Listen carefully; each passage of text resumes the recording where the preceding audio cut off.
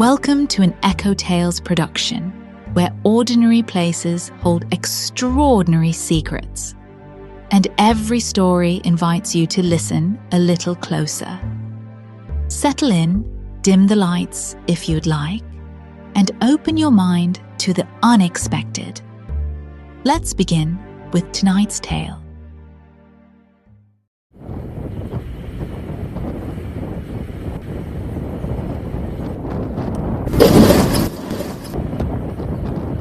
What's that? It's just the wind. Nothing to worry about. It's more than that. The wind carries a name.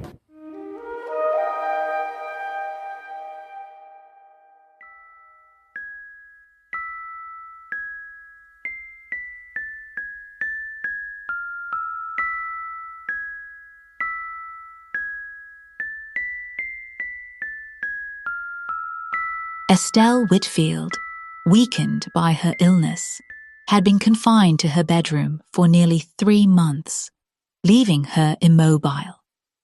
Time seemed to pass in an unusual way within her room. Her husband Charles moved quietly around the room, adjusting her pillow, measuring her medicine, and staying by her side longer than she realized. Marcus, their son, brought stability to the home, while Gabrielle, their daughter, infused it with warmth. The bedroom transformed into a cozy haven. Curtains remained partially drawn against the afternoon sun. A lamp cast a gentle glow throughout the night, and scripture was thoughtfully placed on her nightstand. The wind, above all else, disturbed her. It leaned into the house with deep, steady exhalations, gliding past the windows and seeping through invisible cracks. Initially, Estelle thought it was just a change in the weather. The doctors warned Charles that prolonged illness could impair Estelle's cognitive function due to pain, lack of sleep, and social isolation. Despite their advice, he couldn't bring himself to share the information with Estelle. It all started on an evening when the wind howled with an unusual intensity against the house. Estelle had been restless throughout the afternoon, her head tilted slightly toward the window, as if she was straining to hear something beyond the usual sounds of the world. Charles had grown accustomed to her tendency to fixate on the unseen.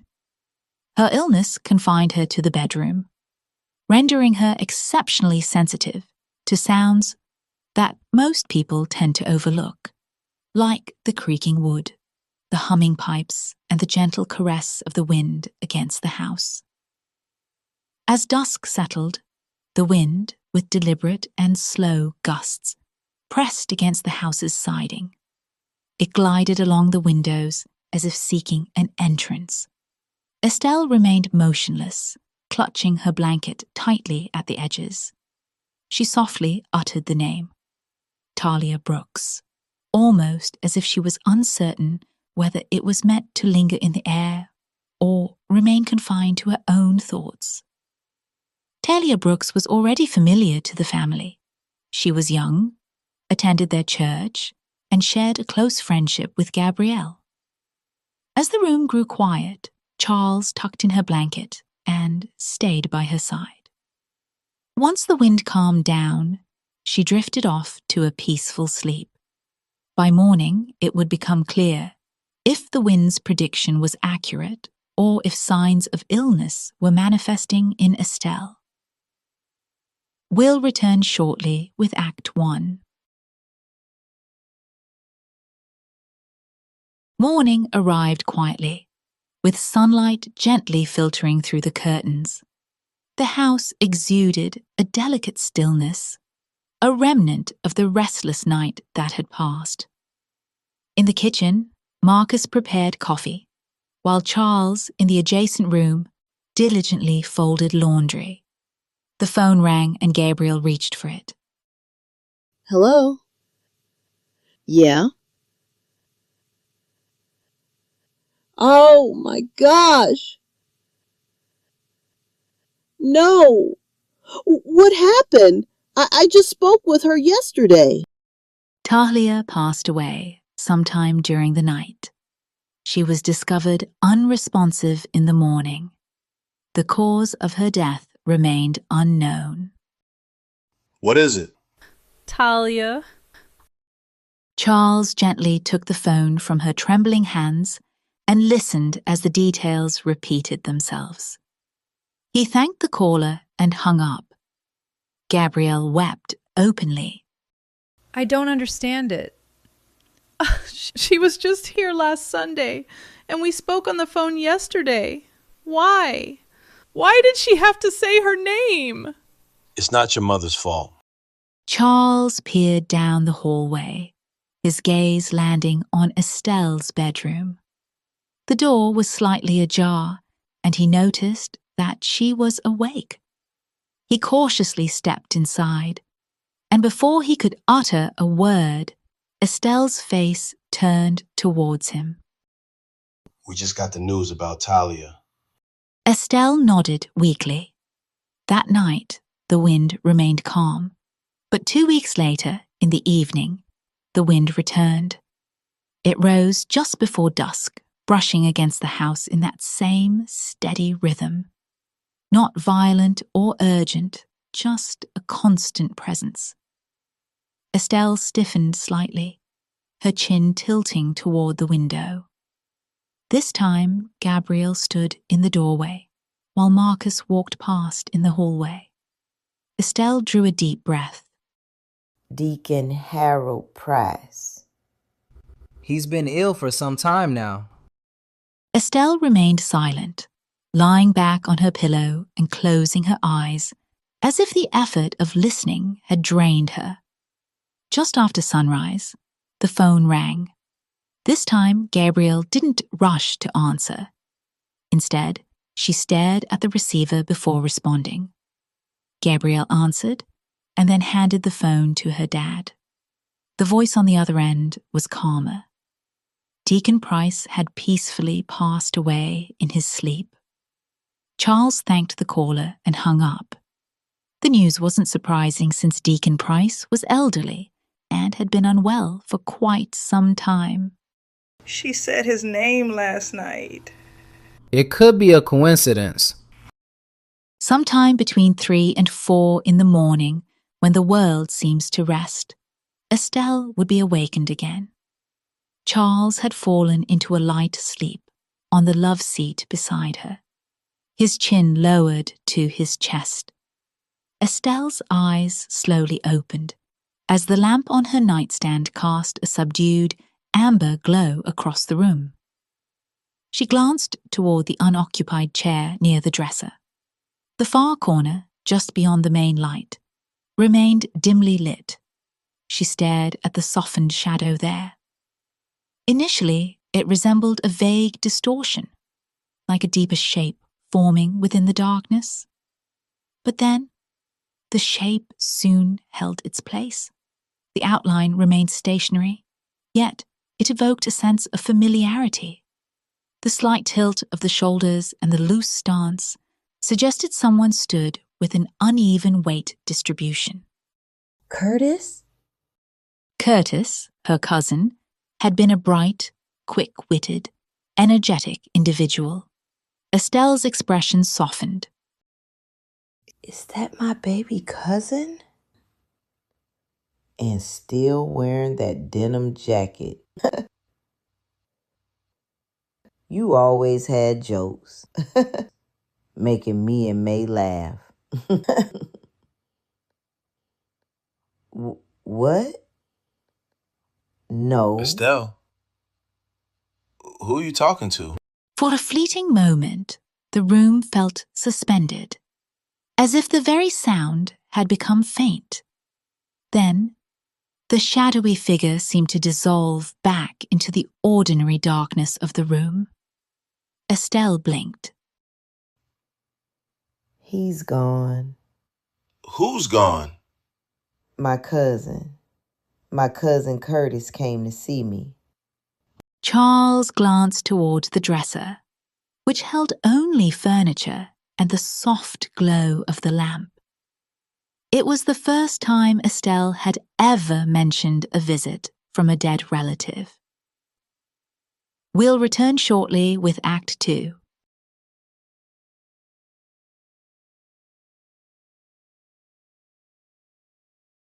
The next evening, the wind returned, intensified by heavy rain and a sharper edge. It pressed against the windows longer than before, as if refusing to move on. Charles stood in the hallway, seemingly prepared for an event, but instead, he headed to Estelle's room. Estelle's breathing changed. Charles sat beside her on the love seat, while Marcus stood near the dresser, placing items on her tray to take to the kitchen. Gabrielle sat on the chair near the dresser, with her arms folded across her chest. Estelle's lips parted. Raymond Carter. Uncle Raymond? But he's not sick. Raymond Carter was her aunt's husband. He lived 2 counties away, and his interactions with the family were generally limited to holidays, funerals, or reunions. Estelle, comfortably nestled on the pillow, showed no signs of strain or relief. Late the next afternoon, the phone rang. This time, Charles answered. He listened intently, without interruption. The news was devastating. A car accident had occurred on a rain-slicked road the previous night. Tragically, Raymond had lost control of his vehicle and was gone before the ambulance could reach the hospital. Charles closed his eyes briefly before offering his condolences. Upon returning to the kitchen, neither Gabrielle nor Marcus spoke. The wind had carried names, but in all the nights, the wind whispered through the house. It never once spoke Estelle's name. That night, as the house settled into darkness, Estelle spoke once more. However, this time, it was different. We'll return shortly with Act 3.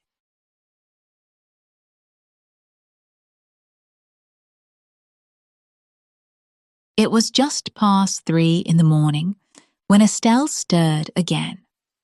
A soft glow emanated from the small lamp beside her bed, casting shadows that pooled in the corners of the room. Slowly, her gaze moved toward the far side of the room, and she narrowed her eyes slightly, trying to make out what she saw. The shadowy figure had grown broader than before. It was taller and steadier. She inhaled deeply. Daddy? Estelle's expression was one of amazement this time, not a smile. Her father had been gone for nearly 2 decades, and the shadowy figure remained motionless. Estelle's fingers shifted against the blanket, and for a long moment she remained silent. Charles raised his head and shifted slowly in the love seat, careful not to break whatever space had formed in the room. His chest tightened. I've missed you, Daddy. Have you seen May? What'd he say? He said, I've done enough. The words lingered in the air between them, causing her jaw to quiver slightly. Estelle closed her eyes and exhaled. As Charles reached for her hand, the shadowy figure near the wall gradually faded away. Days seamlessly transitioned into weeks, and Estelle didn't utter any more names. She appeared serene and content. Gabrielle would sit beside her on certain nights, reading to her. Marcus meticulously prepared her favorite meals, while Charles offered her comfort. He was a devoted husband, and every night he remained by her side, holding her hand. That night, as dusk descended upon the Whitfield home, the trees outside swayed gently in the calm and steady breeze.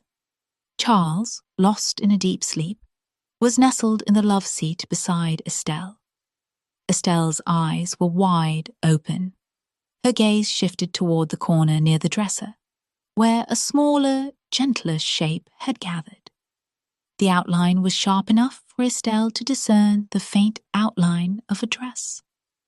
The slight inward curve of the shoulders and the posture she had known since childhood were instantly recognizable. Sister, it's been a long time. Have you come to walk me home? The figure stepped closer. Estelle recognized her at once. It was May, the sister she had loved all her life. It's time, Stell. Take my hand. Estelle's hand slowly lifted from the blanket as her breathing softened. Some time before dawn, her breathing had slowed to a complete pause. We'll return shortly with our final thoughts.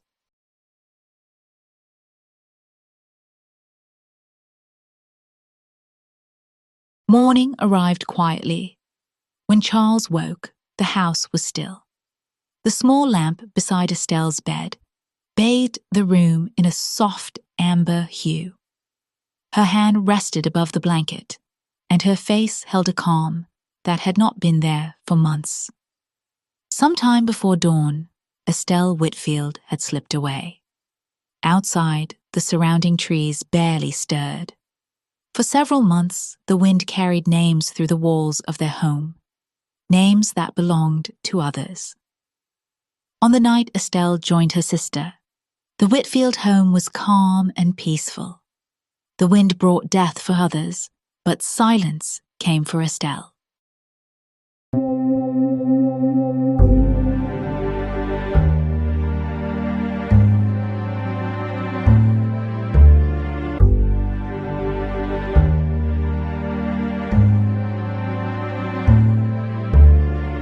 This has been an EchoTales production.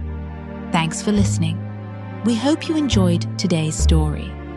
Join us again for more intriguing tales from the shadows and the spaces in between. There are more mysteries waiting just beyond the quiet. Until next time, keep your eyes open.